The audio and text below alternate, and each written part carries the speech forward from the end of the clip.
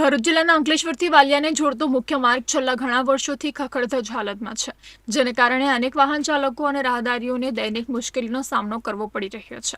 તાજેતરમાં આ જ માર્ગ પર થયેલા માર્ગ અકસ્માતમાં એક રાહદારીનું કરુણ મોત થતાં સ્થાનિકોમાં રોષની લાગણી છવાઈ હતી. ત્યારે અત્યંત જર્જરિત માર્ગની હાલત સામે આમ આદમી પાર્ટી અંકલેશ્વર શહેર પ્રમુખ નીતિન વસાવાએ અંકલેશ્વર મામલતદાર કચેરી ખાતે આવેદનપત્ર આપી રજૂઆત કરી હતી. પાઠવાયેલા આવેદનમાં તાકીદે બિસ્માર રસ્તાનું સમારકામ શરૂ કરવાની માંગ ઉઠાવવામાં આવી છે. નીતિન વસાવાએ જણાવ્યું હતું કે અંકલેશ્વર વાલિયા રોડ પર અકસ્માતોની સંખ્યા દિવસે ને દિવસે વધી રહી છે. અનેકવાર લોકોના ઘટનાસ્થળે જ મોત થયા છે.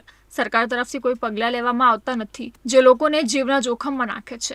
જો આગામી 10 દિવસમાં માર્ગનું સમારકામ શરૂ નહીં થાય તો આ મામલે આંદોલન શરૂ કરવાની અંકલેશ્વર આમ આદમી પાર્ટીના શહેર પ્રમુખે ચીમકી ઉચ્ચારી છે.